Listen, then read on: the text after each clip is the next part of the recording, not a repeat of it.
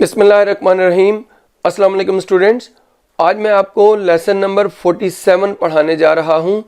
इसके अंदर मैं आपको बी प्लस यूज टू का फ्यूचर टेंस में कैसे इस्तेमाल किया जाता है इसको पढ़ाऊंगा। आपने हेडिंग लिखना है be plus use to in future tense, lesson number 47। आपने सबसे पहले क्या करना है, उर्दू में पहचान लिखना है। लिखें आप उर्दू में पहचान, नीचे लिखे अगर उर्दू के फिक्रे के आखिर में आदि होगा, आदि होगी, आदि होंगे, आदि होंगी, आदि होंगा, आदि होंगी, आदि होगे या आदि होगी वगैरह में से कोई एक आए तो फिक्रा ज़माने मुस्तकबिल की आदत वाला होता है। स्टूडेंट ये देखिए जो पहचान है ये ज़माने मुस्तकबिल के लिए है, इसलिए मैंने लिखवाया कि तो फिक्रा ज़माने मुस्तकबिल की आदत वाला होता है। अब आपने हेडिंग क्या लिखना है, स्ट्रक्चर्स, और स्ट्रक्चर्स के बाद अफर्मेटिव स्ट्रक्चर जो सबसे पहले आते हैं वो लिखे सब्जेक्ट प्लस शैल बी या will be plus used to plus first form ING plus rest of the sentence. इसकी एग्जांपल ले लेते हैं। वो चाय पीने का आदी होगा, he will be used to taking tea. Next example, वो मेहनत करने के आदी होंगे, they will be used to working hard. अब आप नेक्स्ट स्ट्रक्चर पे आ जाइए। नेगेटिव टेंसेस का स्ट्रक्चर है, लिखिए subject plus shall not be या will not be plus used to plus first form ING plus rest of the sentence. इसकी example लिखिए, वो चाय पीने का आदी नहीं होगा, he will not be used to taking tea. वो मेहनत करने के आदी नहीं होंगे, they will not be used to working hard. Students ये देखिए मैंने आपको एग्जाम्पल लिखवाई। नेक्स्ट स्ट्रक्चर पे आ जाइए। इंट्रोगेटिव सेंटेंसेस का स्ट्रक्चर है, लिखिए शैल या will plus subject plus be plus used to plus first form ING plus rest of the sentence plus question mark. Example लिखिए, क्या वो चाय पीने का आदी होगा, will he be used to taking T.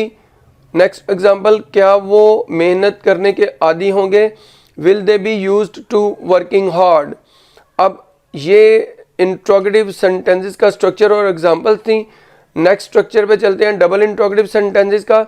लिखिए व्हाई, व्हेन, वेयर, हाउ या whom प्लस शैल या will plus subject plus be plus used to plus first form ING plus rest of the sentence plus question mark. Example लिखिए, वो देर से सोने का आदी क्यों होगा, why will he be used to sleeping late. अच्छा, अब नेक्स्ट एग्जांपल पे चलते हैं। वो झूठ बोलने की आदी क्यों होगी, why will she be used to telling a lie. तो स्टूडेंट ये देखिए ये मैंने स्ट्रक्चर्स और आपको इसकी जो एग्जांपल्स थी वो समझाई। अब स्पोकन इंग्लिश में इस स्ट्रक्चर के सेंटेंसेस में क्या डिफरेंस आता है, बड़ा वो मामूली सा डिफरेंस है। मैं आपको ये ज़बानी कुछ सेंटेंसेस बोलता हूँ, आप सुनिए। वो चाय पीने का आदी नहीं होगा, रिटन इंग्लिश में होता है he will not be used to taking tea.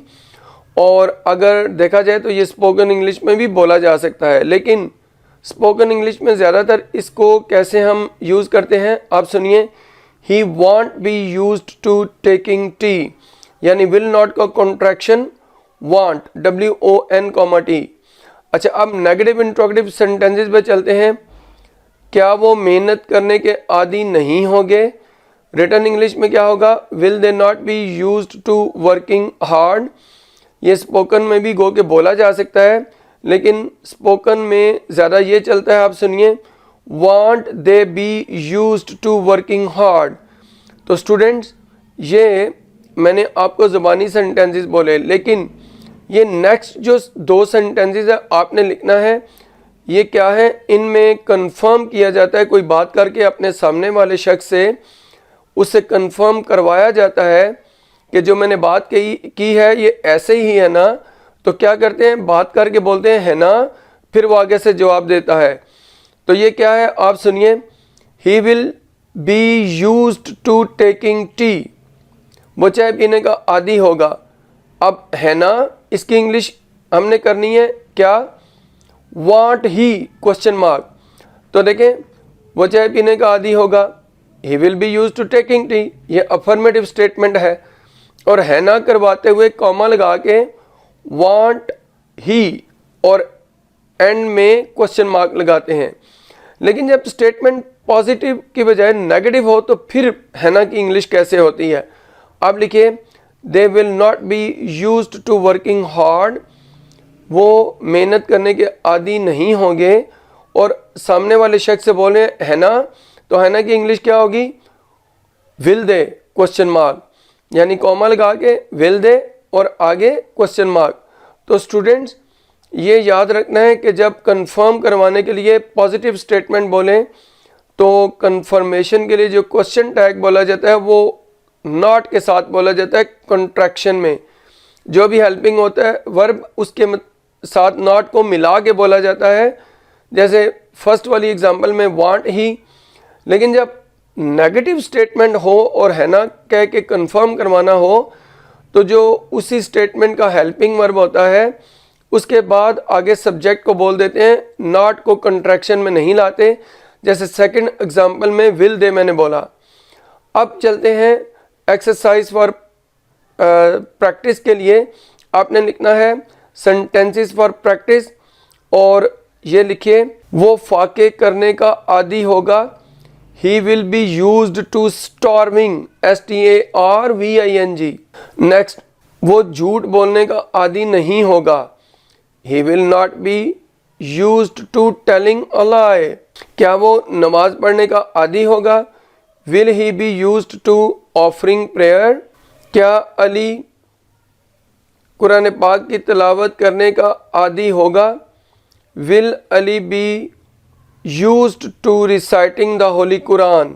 वो ठंडे पानी से नहाने के आदी होंगे, they will be used to taking a bath with cold water।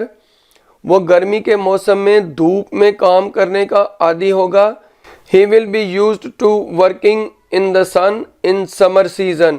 Student ये in the sun का मतलब भी धूप में ही होता है, गो के लोग सूरज में समझ लेते हैं।